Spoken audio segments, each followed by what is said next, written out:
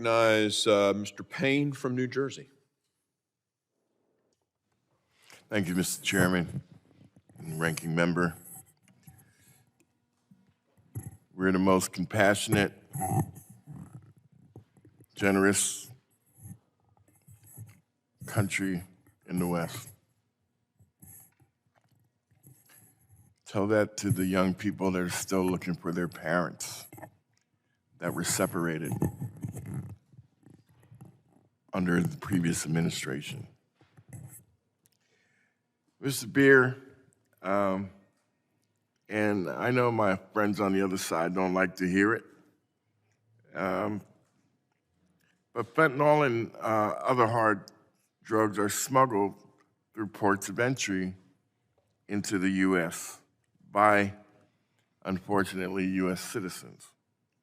These drugs are usually hidden in vehicles, cargo, or on a person in the hopes that it won't be detected by CBP as they process people and goods into the country.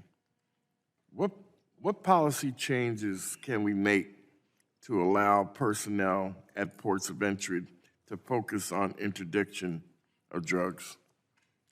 Well, the most important policy change that can be made in this area addresses the demand for drugs. Ultimately, if U.S. consumers are willing to pay for illicit narcotics to come into the country, the black market will supply it. And we've seen that for the last century of prohibition, whether it's alcohol prohibition, whether it's drug prohibition, we have seen this phenomenon. And unfortunately, during the pandemic, when we greatly restricted trade and travel, it forced the shift from heroin to fentanyl, which is a far more potent and more deadly substance. And so I do not believe that there is a solution to fentanyl smuggling at ports of entry.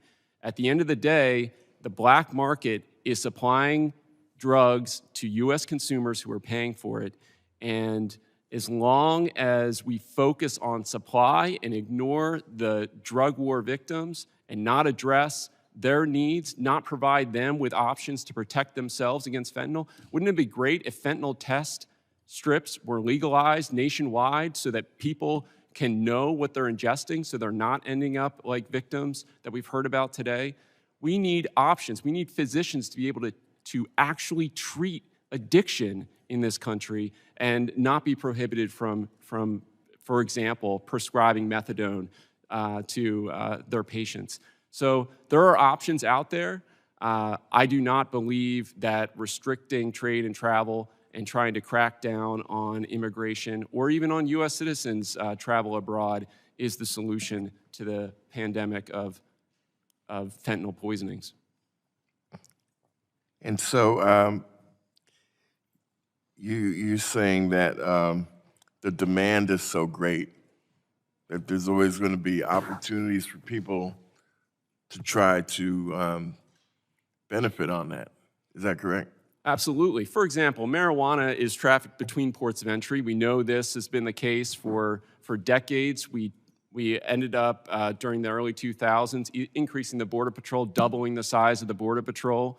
We doubled the amount of marijuana seizures, but the amount of marijuana in the United States did not go down because the difference in cost of production in Mexico and elsewhere is so low, it's easy to just smuggle some more.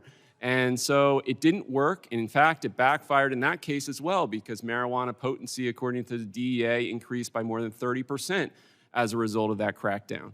So we see it again and again and again. Crackdowns produce higher potency drugs, which are more dangerous to drug users. We need to focus on protecting drug users, not more crackdowns, not more border crackdowns, not more banning of asylum. That's not the answer to this problem. Thank you. And with that, Mr. Chairman, I'll yield back. Gentlemen,